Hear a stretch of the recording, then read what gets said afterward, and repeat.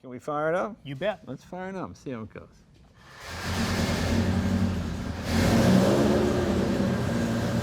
Sounds strong.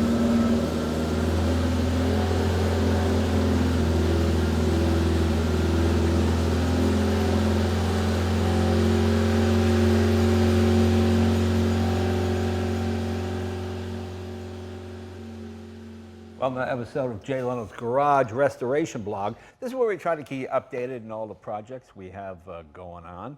As you know, the guys get to work on their stuff here as well.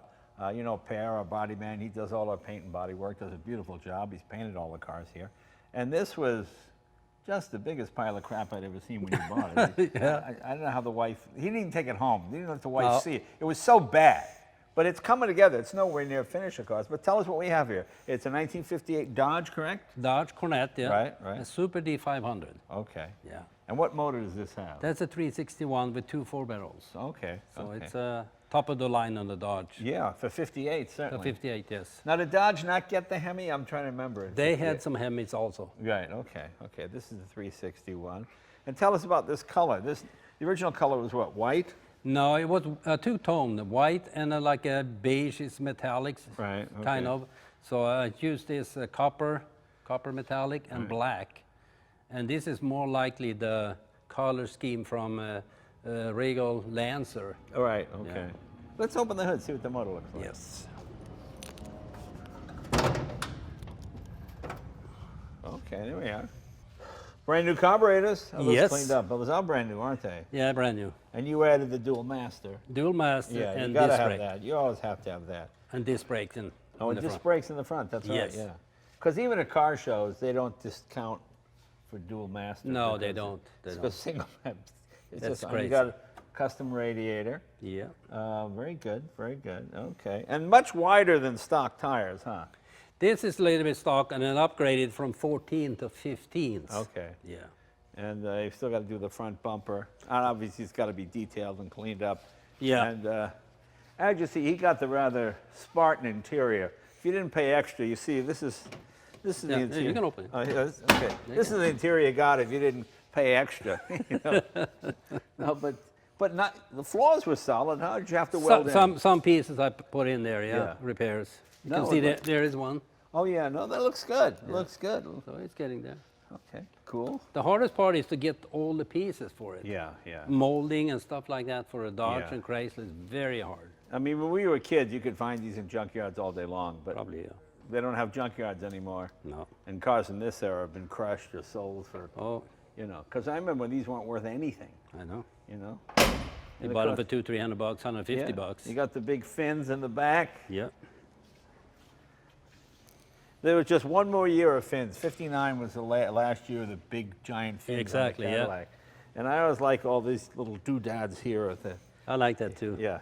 That's very neat. and the exhaust are very, is that the stock exhaust? That's an extra option they had way back. But it was Chrysler. No, that was a Dodge. I mean, what I mean, it was, Yeah. I mean, it was Yeah. factory, yeah. That's yeah. a new production. Yeah, and I love this big emblem here. Look at this. There's Yeah. a big 500 there. 500, yeah. Yeah, very cool. Now, we talked about the springs. It's sitting a little high.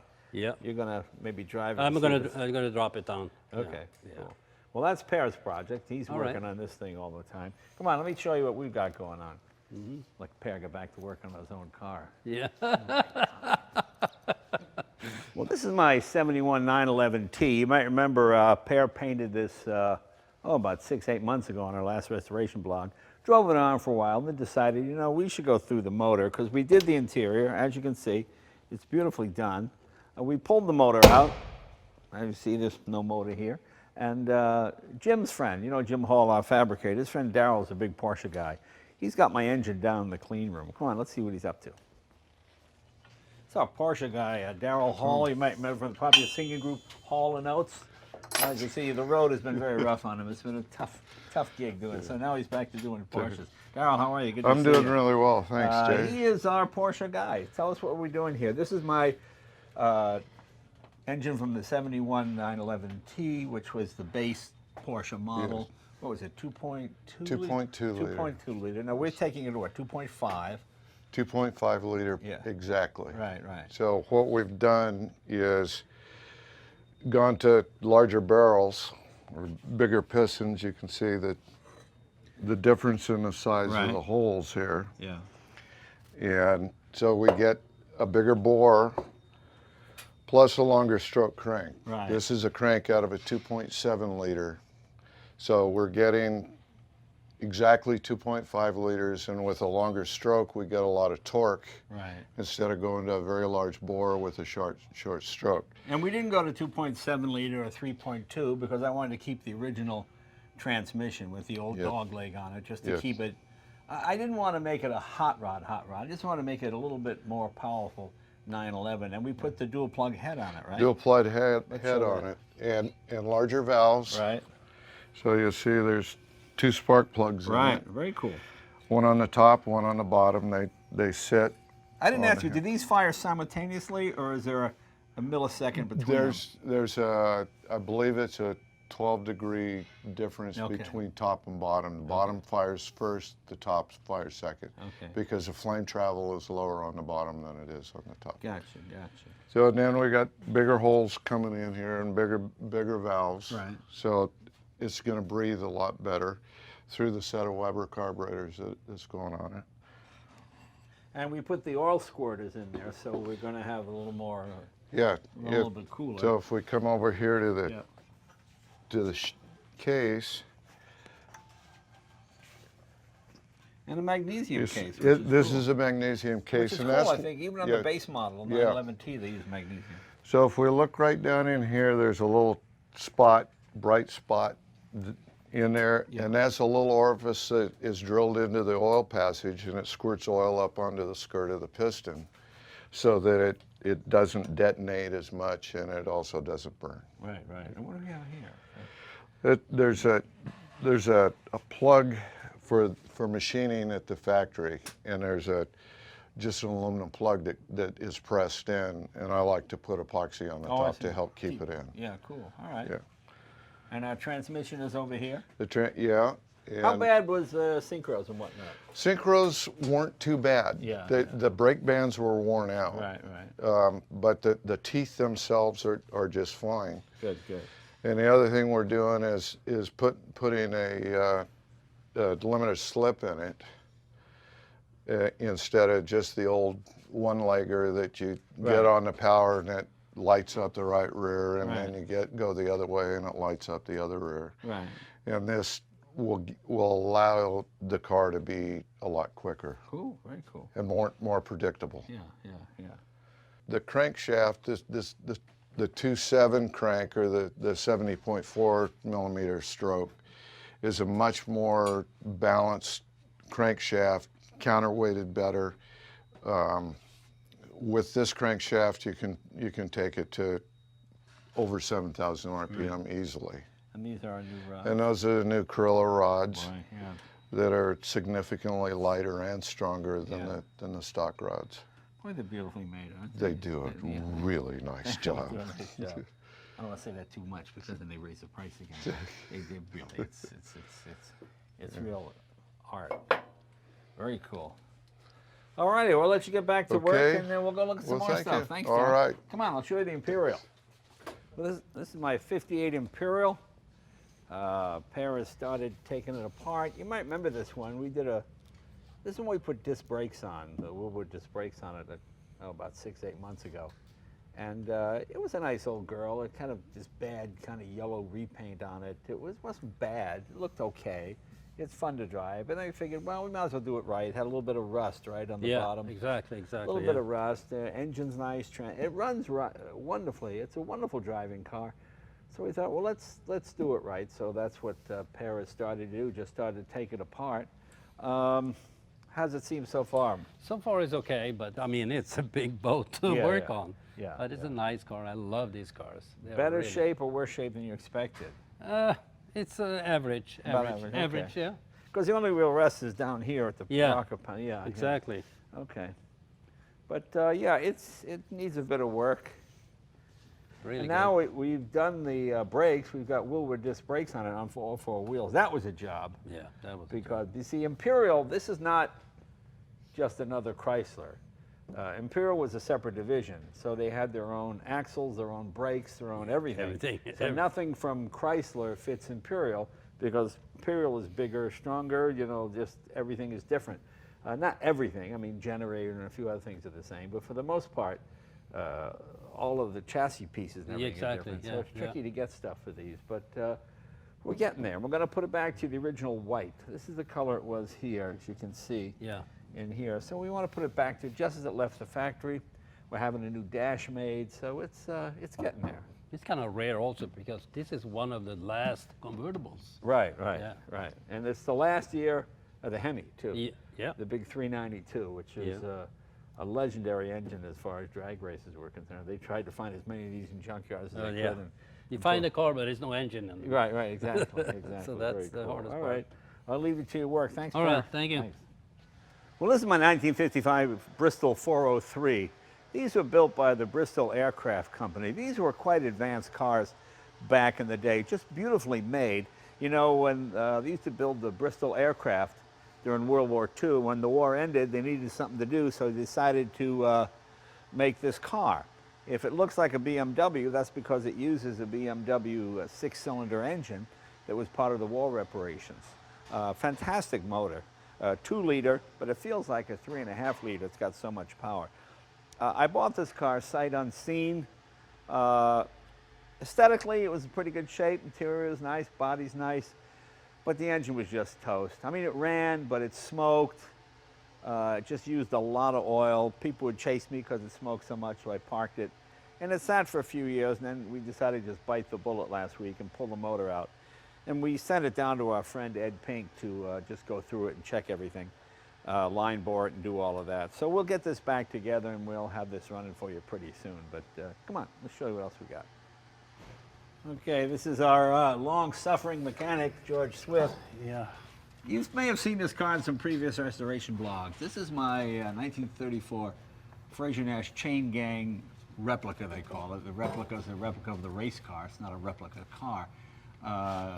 This is a fascinating car, but the most fascinating part is the transmission, because there really isn't one. It's a chain-driven unit, like a 10-speed bike. You just jump from one chain to the next. And we thought we had it all together, and then we realized the chains somebody had used were too big, and they were rubbing each other and causing the whole thing to get screwed up. And we couldn't find any chains that fit, so we switched to motorcycle chains, so we had to cut new sprockets and do this whole thing. And there was a problem with the axles too, wasn't there? Oh, this axle wasn't easy to get out, and to get the sprockets out, the axle had to come out. That was a workout. Bernard, like you said, resized all the sprockets. The gearbox is out right now, and if you look at it on the bench, you can see how the gears engage. Right, but it's not a traditional gearbox. It's like a dog box, but it's Yeah. all exposed out in Right, the open. yeah. So. And then and the chains jump from one sprocket to... Right. And Yeah. the reverse chain is constantly driven. Right. And when you were putting it in reverse, two chains were colliding, and that was that grinding. Right. And eventually it blew the chain off, right? Right. I wasn't here that day. but, Right. So... yeah. So and because it went to a motorcycle chain, which has like 10 times the braking strength of the original chains, the chain was too long for the reverse chain. So Bernard made 2 new sprockets Right. and changed their size so the motorcycle chain would fit. Right. And that's a workout. I mean, Yeah. you see those pieces. And it's not adjustable. You have to get... The chain has to be made for that. Yeah, all these Yeah. 4 chains in the 4 forward gears are adjustable. The Right. reverse chain is not. Right. So, And that was the one that screwed us up. yeah, Yeah. and it's going to be good. But it's coming back together, and we'll be road testing this thing pretty soon. We actually had it running around the street. We were driving it. It was just grinding all the time. And then one day it just popped out of gear, and I couldn't move it, and we realized the chain had broke because it was rubbing against the other chain. So Yeah, it'll be done on Friday. it'll be done on Friday. Yeah. Not this Friday, but Friday. It'll be done on a Friday. Yeah. Let's move over to the steam section. George has been working on our Stanley Steamer here. This is our 1907 Stanley Steamer, 20 horsepower. We drove this thing a lot, drove the wheels off it until eventually the boiler kind of gave out. Well, it didn't give out. We ran low on water and we scorched the boiler. And well, here, let me show you what that looks like. Let me show you. Come on over here. Come on over here. As you can see, this boiler is, can you see how it's warped, how it sort of balloons up here in the center? That was from too much heat and not enough water. See, this is what they call a Firetube boiler. The water goes in and around those tubes, and that helps to keep it cool. But what happens when you run out of water, you wind up melting the copper tubes. Then you have to, what they call swedge the boiler, where you put a tool in, you bang each one to seal it, but it's just too far gone. Luckily, there's a guy named Don Borden. He builds these beautiful new boilers. He does a wonderful, wonderful job. And that's what we did. We put a brand new boiler in because trying to get this thing to work, it's just rusted, it's worn out, it leaks. So let's show you what the new boiler looks like. As you can see, it's a nice flat surface. It's not bowed like the other one. George just dropped it in this week, and we're putting it all back together, and she should be ready to run, be good for another 100 years. You know, I called the Stanley factory, but they're not around anymore. So. AutoZone had all the parts. AutoZone had all the parts, that's right, yeah. Yep. Let's go right in there. So this will be running pretty soon. We'll do a road test on that. Oh, come on over here. Well, this is our 1916 Rochester Duesenberg motor that goes in the Revere. We did the cosmetics on it, God, 5 years ago. It's just been sitting waiting. But now she's just about ready to run. This is what they call a walking beam engine, and the valves come in from the side, so it operates this way, kind of open and closing. And it's really something kind of different. It's really kind of a cool motor, and quite fast from what I understand.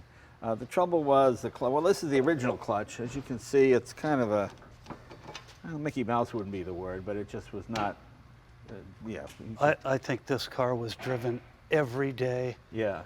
And I mean, this thing looked like it had 500,000 miles on it. Yeah, just driven into the ground. And that clutch, to make that, would be nearly, it would be crazy expensive. Yeah. So a modern clutch is the way to McLeod, is go. that? Yeah. Well, yeah, Bernard made that Yeah. plate, and we resized the flywheel for the clutch surface. We still have to put a ring gear on it. Yeah. And, Well, the ring gear is back, so that's around here somewhere. oh, it is? I think it is, yeah. Good. So we'll get that, and well, this will be running soon too. Just like the Stanley, just like that one, just like the Bristol. This will be a Tuesday. Yes, it'll That'll be Tuesday. a Wednesday. That'll be Friday, Tuesday. This And will be a Wednesday on the Stanley, yeah. This is a car you may have seen on the website. This is called the Botafogo, after an Argentine racehorse. It uses a 1916 Fiat 12A engine out of one of the Italian fighter planes. Great motor, fast car, but it had no brakes. Well, you had rear brakes only, and they were mechanical, but no brakes in the front. So stopping was more a suggestion than an actual feat.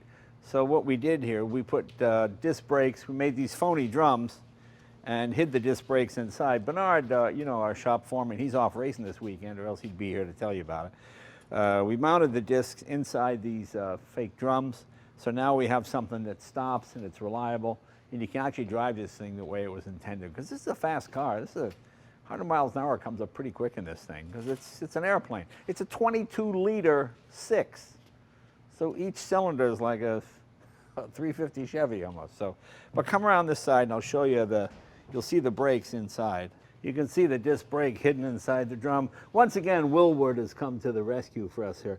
You know, Willward disc brakes, I've never seen an application they couldn't adapt to. It's really amazing. We use their stuff on my 59 Chrysler Imperial, and now we've used it on our 1916 Fiat here. And now you've got a car that actually really stops, and it doesn't hurt the visual impact of the vehicle hardly at all, because with these fake drums on here, it looks more period. But now you can actually drive this. This thing was really scary because you had to use the handbrake and the mechanical foot brake, and you couldn't stop. You could slow down, but you couldn't stop. Now you can actually stop, lock up the front wheels if you want. So that's really pretty cool. So that's another piece of the restoration.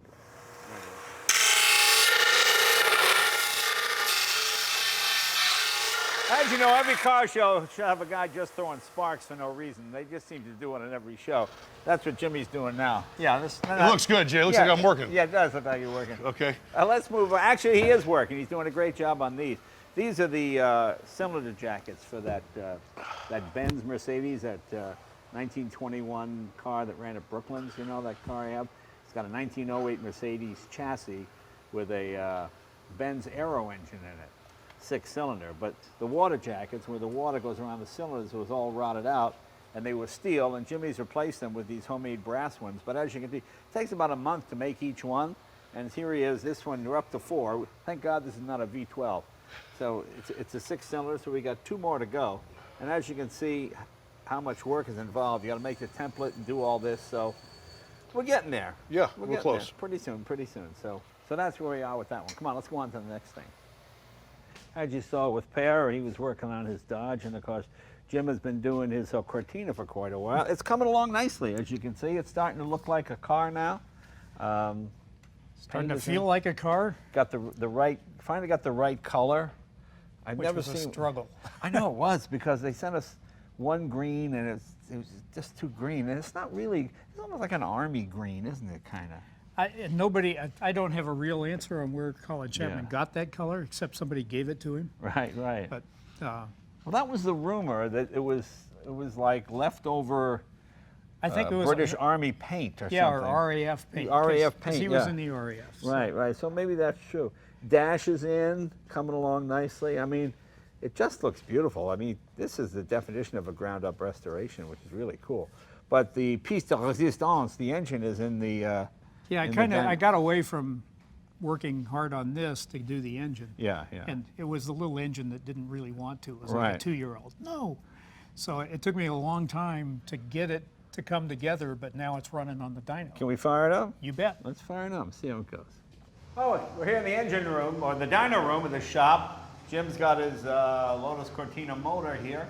And now, with the exception of the alternator, this is all pretty much a 1966 Lotus Cortina engine, isn't it? It absolutely is. It's matching numbers, strangely enough. Okay, yeah. That I'd never seen an engine where the cylinder head had the same number as the block, because so many of them had been hot rodded and what have you in the past. Right. So I went to a lot of trouble to put this engine back together, That's great. and it's ready to go soon. So tell me about these headers. These are our dyno headers we built up so we can do any twin cam here on the dyno.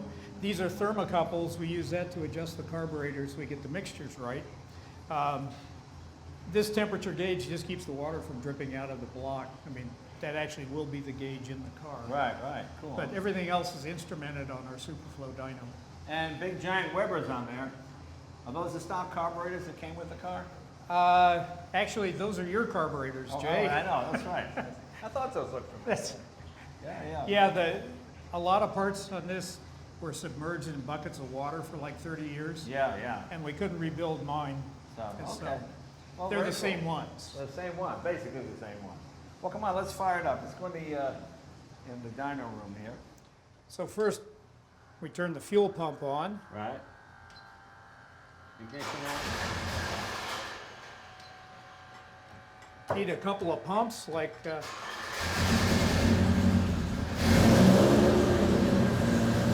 Sounds strong.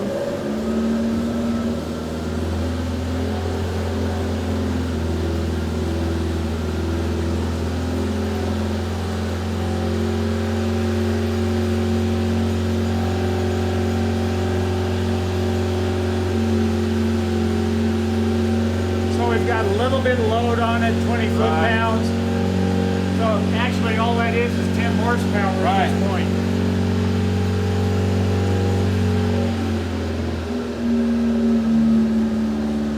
This is our graph here.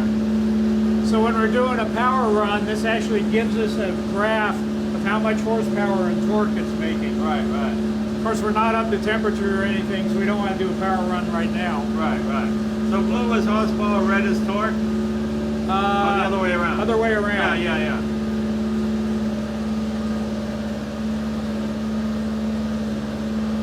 Sounds healthy. And shutting There you off, go. reverse of the above. There you go. Pretty cool. Let's We got one last thing to show you. That's the big Merlin-powered car I've been building for a long time. Come on, we'll show you that one. And last but not least, our 1932 P1 chassis with the Rolls-Royce Merlin engine out of the Spitfire. We just had the wheels redone. We got on to Buchanan's, which is a fantastic place. I think wheels come from all over the world to go to those guys. Yeah, they're, Motorcycles, cars. they build their own spokes. Yeah, and you know, when you put 1,000 horsepower through a 80-year-old wheel, you want to make it as strong a wheel as possible, because the spokes can just break off. You don't even realize it. So what they've done is they've put in extra heavy-duty spokes in here to handle the torque, and so I feel a little more confident. Let's show you what's been going on with this. Jim, we had our radiator installed. It looks beautiful. Jimmy made the housing here and everything for it and did all this. And tell us about this radiator. Well, in order to cool this engine, we wanted to have the best radiator we could. So this is a modern core. Right. So we actually built a radiator, built a shell that looks just like the original Rolls-Royce, with the exception it doesn't have the little eggshell Right. pattern. The fuel system, or pardon me, the water system, cooling system is all custom. Right. We've got Evans Cool in it. We have a couple of electric water pumps, which will cycle on and off like when you're at a stoplight or something. So we're really hoping that this will be the clue to keeping the engine cool. I hope so. So we have, obviously the wheels are obviously off. We're having those done. We've got the mufflers on. We have the headers on. These are the ones that came with the car when I bought it 30-something years ago. They did a nice job on the headers, so. Yeah, and we decided we'd go with that and not, try making our own headers or mufflers, reinvent what the wheel have you. there. But as you can see, Jim's done a wonderful job. All the fittings, everything's beautiful. Jim made the intake manifold for the Weber carburetors. I don't think there's ever been a Merlin that ran on Webers. This is probably the first one that I've ever heard of. Maybe somebody else did it, but I don't know where they are. But using our 3D printer, Jim was able to design and make that. So that's pretty cool. Let's see. We redid the doors. You know, Yeah. you have these problems. Where is our... It's there at the back. Yeah, here it is. What happened was before, with the other hinges we had, the door would only open this far, and then it would crunch, Well, it scraped the paint. scrape the paint. I mean, and the idea had been, well, we'll keep the hinges hidden. Right. Well, this is an old car. Right. It doesn't matter to see the hinges. What we want is And usability. our proper gear shift, that's a proper gear shift, none of this automatic paddle stuff. It's still 1932, so that's pretty cool. And our dash, nicely done. Have the engine turning here, and this was done by those guys with Madeira Concepts. Madeira Concept, yeah. They do all the wood dashes for Mercedes and all the other cars. They do a wonderful job as well. So that's pretty much it for the restoration blog for today. You see, we got a lot of projects going all the time here, and you think you got something fixed, like we thought we had the Fraser Nash all done, and realized the chains are rubbing each other, and with the wrong chains for the car, and nobody makes those chains. We had to remake all the sprockets, so it's not easy, but it's fun. The guys get to build their own stuff here too as well. So Jim Cortina's come along, Pear's 58 Dodge is going well, and we'll see you guys next week. Thanks.